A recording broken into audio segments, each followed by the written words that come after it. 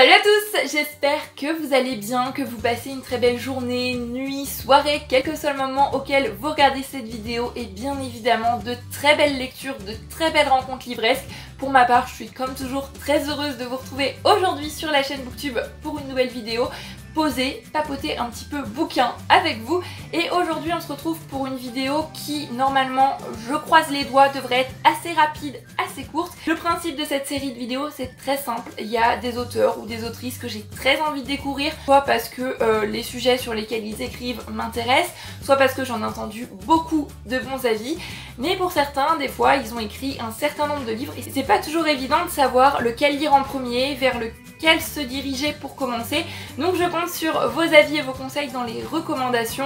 Les autrices dont je vais vous parler aujourd'hui, pour certaines, elles sont très connues maintenant et c'est notamment des autrices dont j'ai pas mal entendu parler dans les vidéos qu'on voit tourner ces derniers temps. Recommandations de lecture estivale, c'est livres à lire pour l'été, lecture feel good aussi, c'est notamment le cas avec la première autrice dont je voudrais vous parler qui est Virginie Grimaldi. Alors honnêtement, je pense que je n'ai jamais entendu un seul avis négatif sur un livre de Virginie Grimaldi. C'est une autrice qui apparemment écrit des contemporains avec une petite touche d'humour et d'émotion, ce que j'aime beaucoup en général. Des personnes dans lesquelles j'ai une grande confiance dans leurs avis, avec lesquelles j'ai à peu près les mêmes goûts, aiment beaucoup cette autrice, donc je pense que je ne vais pas être déçue. J'ai hâte de découvrir la plume de Virginie Grimaldi qui pour l'instant a écrit 9 livres, dont entre autres Il est grand temps de rallumer les étoiles, Tu comprendras quand tu seras plus grande, Le parfum du bonheur est plus fort sous la pluie pour ses plus connus je pense, et récemment elle a sorti ou va sortir très prochainement son tout nouveau livre qui s'appelle Et que ne durent que les moments doux.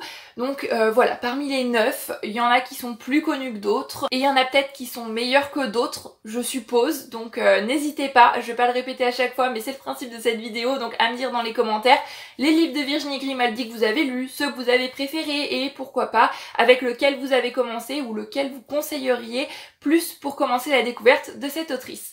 On passe maintenant à une deuxième autrice. Pareil, je pense qu'on n'a plus besoin de la présenter. Elle sort un livre à chaque rentrée littéraire.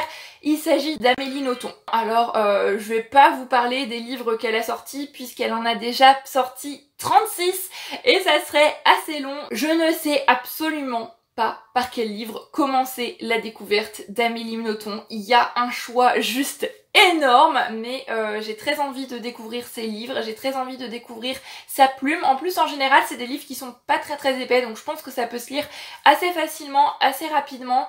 Il y a des livres qui traitent de plein de sujets différents. J'ai pas grand chose de plus à dire sur cette autrice-là, mais je devais quand même la mettre dans cette vidéo parce que ça fait un bon petit moment que j'ai très envie de la découvrir. Donc j'espère que cette année 2020, c'est l'année pendant laquelle je découvrirai la plume d'Amélie Nothomb. On poursuit avec une autrice cette fois-ci peut-être un petit peu moins connue, une autrice qui est à la fois canadienne et japonaise, il s'agit d'Aki Shimazaki. Alors elle a écrit 16 livres dont 3 sagas et celle qui me fait le plus envie je pense c'est Le poids des secrets. Alors là encore une fois c'est des livres qui sont vraiment très courts, il me semble qu'ils font à peu près une centaine de pages, quelque chose comme ça.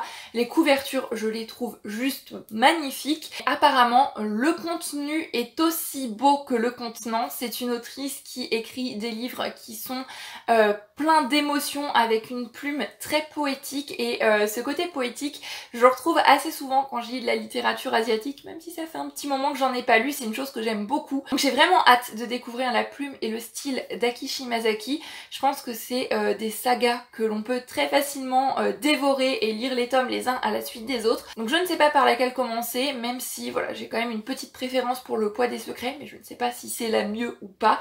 Donc n'hésitez pas, pareil. Si vous avez lu un livre de cette autrice, j'en ai pas souvent entendu parler, les fois où j'en ai entendu parler c'était peut-être vite fait sur Instagram et dans certains podcasts, mais à chaque fois que j'en ai entendu parler c'était toujours en bien avec des avis vraiment très élogieux. Et on poursuit avec les deux dernières autrices. Là pareil, on est sur des autrices, je pense on n'a plus forcément besoin de présenter, notamment Agnès Martin-Lugan qui a écrit je pense son livre le plus connu, ça doit être Les gens heureux lisent et boivent du café, qui est chez ma grand-mère dans la bibliothèque, donc je ne l'ai pas pris mais j'aurais pu.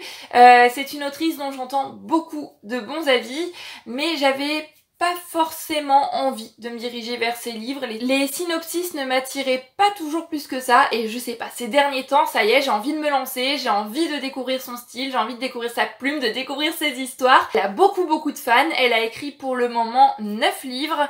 Son dernier, No Résilience, pareil, est sorti ou va sortir très prochainement. Je ne sais pas si la petite duologie, là, Les gens heureux, lisez boivent du café, c'est le mieux pour se lancer dans la découverte d'Agnès Martin-Lugan. Est-ce que c'est le meilleur ou non?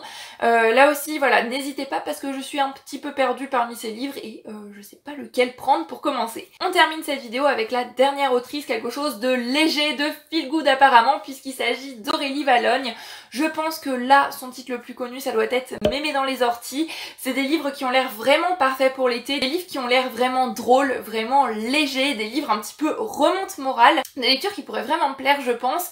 Un petit peu comme Virginie Grimaldi, ce côté humour mêlé avec émotion, c'est une chose qui fonctionne assez bien avec moi en général. J'ai hâte de la découvrir. En plus de ça, elle a pour le moment sorti seulement 6 livres, ce qui va me permettre de rapidement rattraper mon retard.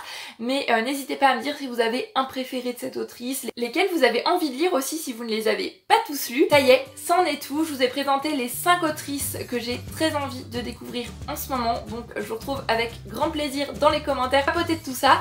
Je pense que la vidéo a été assez floue, assez fouillie. C'est vrai que c'est pas évident de vous parler d'auteurs que je connais finalement pas plus que ça, si ce n'est de par les avis que j'ai entendus, que ce soit sur Booktube, sur Instagram, en podcast, et dont je n'ai lu aucun livre. J'ai vraiment hâte de découvrir leurs textes parce que je pense que c'est toutes des autrices dont je pourrais apprécier les livres. Sur ce, j'avais dit que cette vidéo ne serait pas trop longue, donc je vais arrêter tout de suite de digresser, de blablater. Donc je vous fais à tous comme d'habitude plein de bisous. Je vous souhaite de très belles lectures et je vous dis à très bientôt sur la chaîne Booktube pour normalement un update lecture. Prenez grand soin de vous. Bye bye!